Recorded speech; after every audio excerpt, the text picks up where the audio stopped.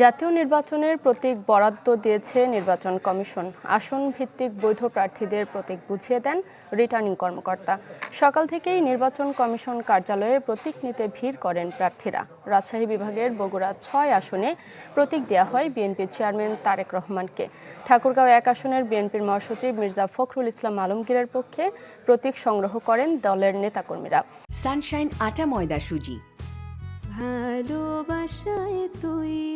১ ও ২ আসন ছাড়া পাবনার ৩টি সংসদীয় আসনে প্রতীক বরাদ্দ পেয়েছেন মোট ১৮ জন প্রার্থী। প্রতীক বরাদ্দ পান রংপুর ৪ আসনে এনসিপির সদস্য সচিব আখতার হোসেন, রংপুর ৩ আসনে জাতীয় পার্টির চেয়ারম্যান জিএম কাদের। কাল সকাল থেকে ইসির নির্দেশনা মেনে প্রচার শুরু করবেন প্রার্থীরা।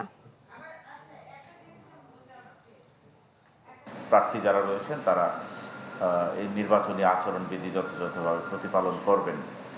নির্বাচনী আচরণবিধি প্রতিপালন না করলে সেই ক্ষেত্রে আমাদের যে বিধিমালা, সেই বিধিমালায় অর্থদণ্ড, কারাদণ্ড এবং তদন্ত করে প্রার্থিতা বাতিল করারও বিধান রয়েছে।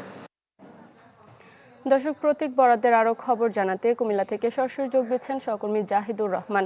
জাহিদ, আজ থেকে তো প্রতীক বরাদ্দ বুঝিয়ে দেওয়া হয়েছে, তো আপনার সেখানে কে কোন প্রতীক পেলেন বিস্তারিত জানাবেন। শারমিন, সকাল 10:30 থেকে প্রতীক বরাদ্দের কার্যক্রম শুরু হয়। একে একে কিন্তু আমরা দেখেছি যে কুমিল্লার 11টি আসনেই কিন্তু প্রতীক বরাদ্দ দেওয়া হয়েছে এবং গতকালকে মনোনয়ন প্রত্যাহারের শেষ দিনে 10 জন প্রার্থী প্রত্যাহারের পর আমরা দেখেছি যে 80 জন বৈধ প্রার্থীর মধ্যেই এই প্রতীক বরাদ্দ দেওয়া হয়েছে। বিশেষ করে আমরা দেখেছি যে শুরুতে জেলা প্রশাসক এবং রিটার্নিং অফিসার প্রার্থীদেরকে বেশ কিছু নির্দেশনা দিয়েছেন, যেহেতু আগামীকাল থেকে শুরু হচ্ছে আনুষ্ঠানিক প্রচারণা।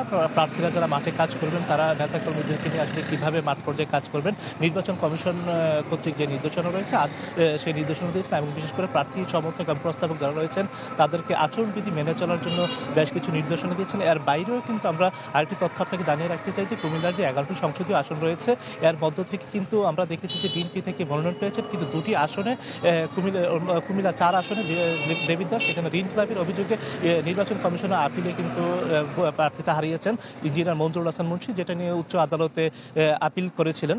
সেই ফলাফলও কিন্তু রয়েছে, কিন্তু এখন পর্যন্ত কিন্তু চূড়ান্ত হয়নি। এর বাইরে আমরা দেখেছি কুমিল্লা 10 আসনে তথ্য গোপনের অভিযোগে গফুর মিয়ার মনোনয়নপত্র বাতিল করা হয়েছে। তো সেই জায়গায় 2টি আসনে কিন্তু বিএনপির প্রার্থীদের শূন্য রয়েছে। এর বাইরে 3টি আসনে বিএনপির বিদ্রোহী প্রার্থী রয়েছে।